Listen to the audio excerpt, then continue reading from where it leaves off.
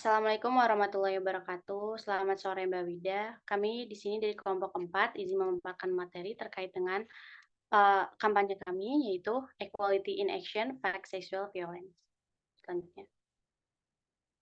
Kami terdiri dari 6 anggota. Yang pertama itu ada Dewi Nadia, yang kedua itu ada Jayan Syamila, yang ketiga itu ada Rasya Katabina, yang keempat itu ada Ala Imtiaz, dan yang kelima itu ada Aninita Farmasi dan saya sendiri Syafan Dewanti.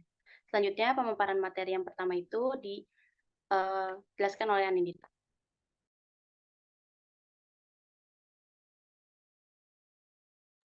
Jadi, campaign yang akan kami jalankan ini bertema Equality in Action, Fight Sexual Violence, di mana nama campaign kami sendiri adalah Suara, yaitu singkatan dari Speak Up Unit, Act, Rise, and Achieve. Campaign yang akan kami jalankan ini bertujuan untuk mengajak seluruh mahasiswa Universitas Indonesia, terutama vokasi UI, untuk menyadari tentang kekerasan seksual. Selain itu, kampanye ini akan menjadi wadah bagi para korban dan saksi untuk mengadu atau melaporkan aksi kekerasan seksual yang mereka alami. Boleh next?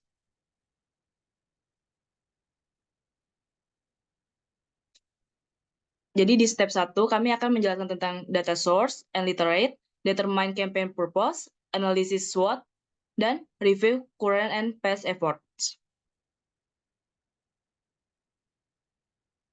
Data source yang saya gunakan ini dari Indonesia Judicial Research Society, di mana judulnya adalah Indonesia Sexual Violence Data and Facts 2021. Dari data yang sudah dikumpulkan di laporan tersebut dijelaskan bahwa lebih dari 8.800 kasus kekerasan seksual dilaporkan, dengan 98% korban adalah perempuan dan mayoritas berusia 13 hingga 18 tahun.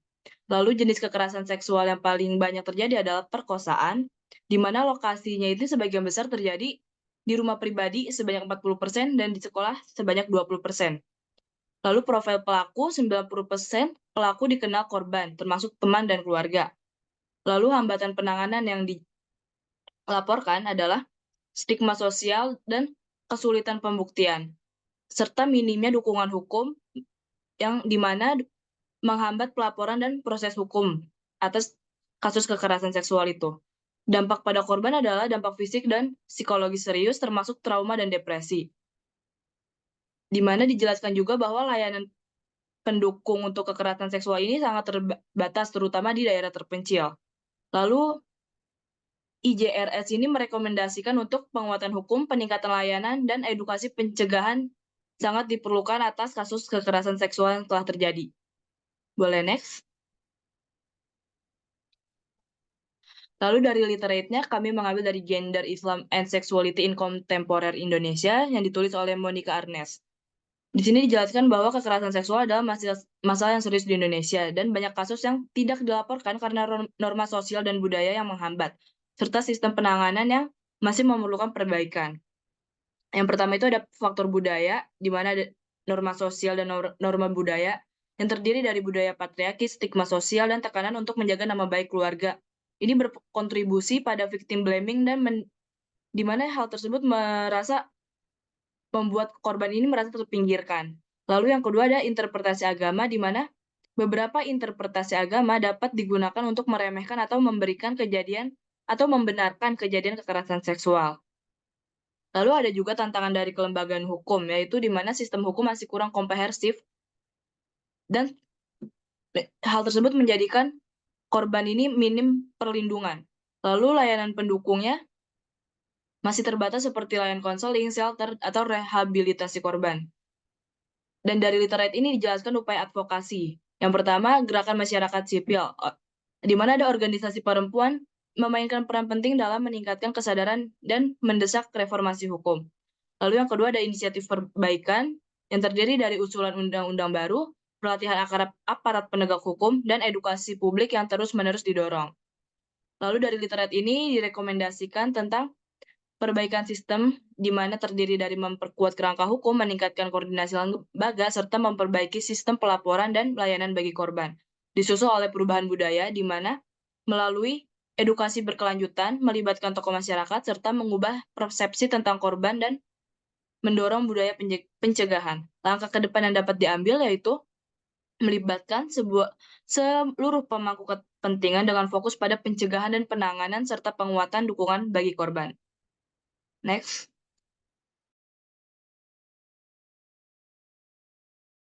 Baik, di sini saya Nadia menjelaskan tentang determine campaign purpose, yaitu tujuan dilakukannya campaign ini.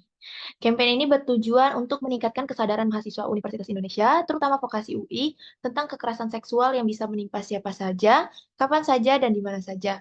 Kampanye ini juga bertujuan untuk mengedukasi bagaimana cara mencegah dan melawan kekerasan seksual, serta memberikan wadah untuk melaporkan pelaku dan mendukung korban pelecehan seksual.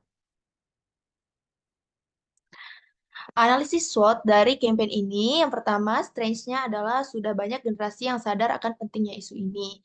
Mulai dari generasi Z yang sangat aware terhadap isu ini, juga memberikan dampak kepada generasi-generasi yang lain, supaya sadar dengan pentingnya isu kekerasan seksual ini.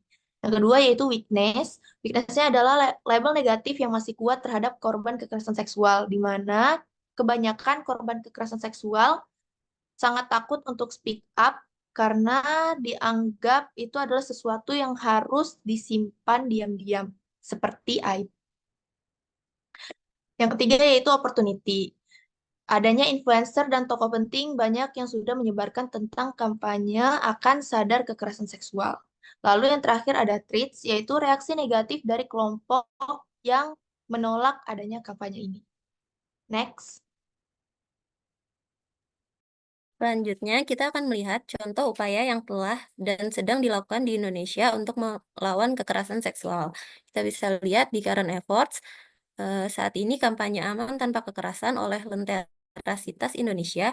Kampanye ini mendukung penyintas kekerasan seksual dengan menyediakan layanan pendampingan dan edukasi bagi masyarakat melalui platform online dan berbagai acara offline. Selanjutnya, pas effort, di masa lalu Yayasan Pulih melakukan kampanye anti perkosaan. Kampanye ini berfokus pada pencegahan dan pemulihan korban kekerasan seksual dengan memberikan pendidikan di sekolah dan layanan konseling. Kampanye-kampanye ini menunjukkan bahwa upaya melawan kekerasan seksual di Indonesia sudah berjalan lama, baik melalui advokasi kebijakan maupun dukungan langsung bagi korban. Namun, tantangan seperti implementasi hukum dan perubahan budaya tetap membutuhkan perhatian kita semua. Next.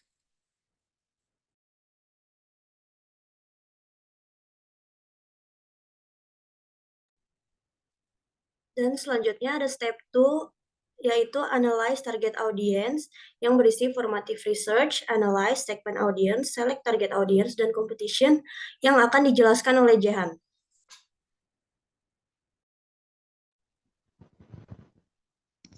Baik, untuk di formative research ini, kita mengambil 2 sampel, jadi dari kuesioner sendiri dan dari hasil survei Kemenpa atau Badan Pengawasan Kekerasan Seksual di Indonesia.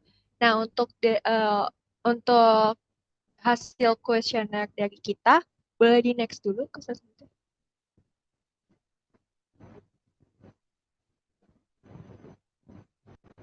Boleh tolong next. Oke, jadi untuk yang pertama dari usia. Nah, usia di sini sebanyak 100% responden masuk ke dalam kategori Gen Z. Dan untuk jenis kelamin sendiri, di sini sebanyak 80,6% responden jenis kelaminnya perempuan dan 19,4% responden jenis kelamin laki-laki. Next.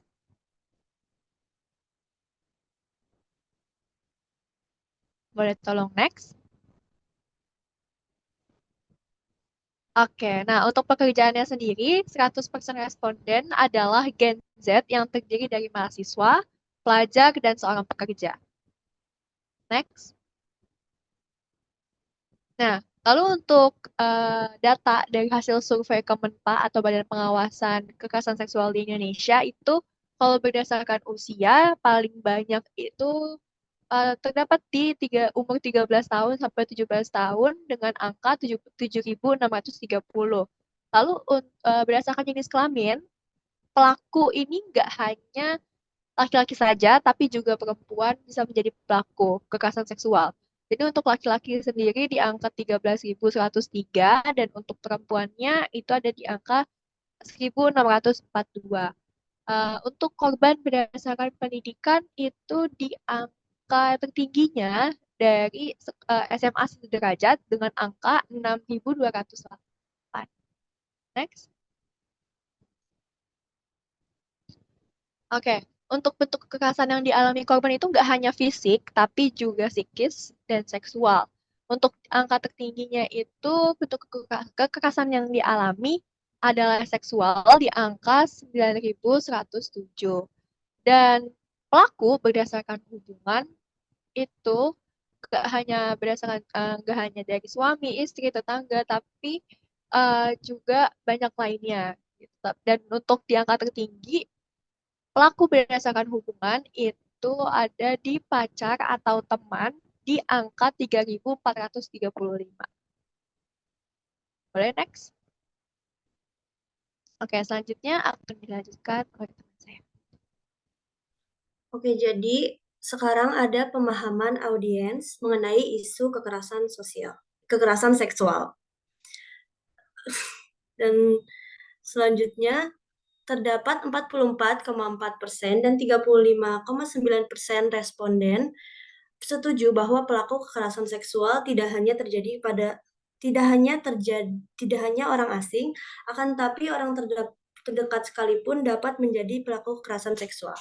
Dan yang selanjutnya ada 41,7% dan 44,4% responden tidak setuju bahwa kekerasan seksual hanya terjadi kepada perempuan. Boleh next? Selanjutnya, itu sekitar 86,1% responden merasa tidak setuju dengan keterangan bahwa korban kekerasan seksual hanya boleh diam saja, tidak boleh melakukan pengaduan, dan lain sebagainya. Selanjutnya itu sebanyak 88,9% dan 11,1% responden setuju bahwa media sosial sangatlah berperan penting untuk mendukung jalannya kampanye ini. Next. Dan selanjutnya terdapat tantangan atau hambatan. Yang pertama ada stigma dan tabu sosial. Masyarakat biasanya menganggap bahwa membicarakan seksualitas itu masih dianggap sebagai tabu. Dan selanjutnya ada masyarakat masih memberikan stigma yang jelek terhadap korban sehingga korban ragu untuk melaporkan kekerasan seksual yang terjadi padanya. Yang selanjutnya ada kendala hukum dan kebijakan. Penegakan hukum bagi pelaku di Indonesia itu masih lemah sehingga korban merasa perlindungan terhadapnya itu masih terbatas sehingga dia merasa takut untuk melaporkan kekerasan seksual yang terjadi. Selanjutnya ada sikap dan budaya victim blaming, yaitu masyarakat masih sering mencari kesalahan yang ada pada korban, misalnya seperti pakaiannya yang terlalu terbuka atau pakaiannya yang terlalu ketat. Dan masyarakat juga masih sering menormalisasi lelucon seksis yang mengarah kepada pelecehan ringan. Yang selanjutnya ada dukungan psikososial yang terbatas bagi korban. Biasanya korban tidak mendapatkan dukungan psikologis untuk pulih dari traumanya, yaitu kekerasan seksual.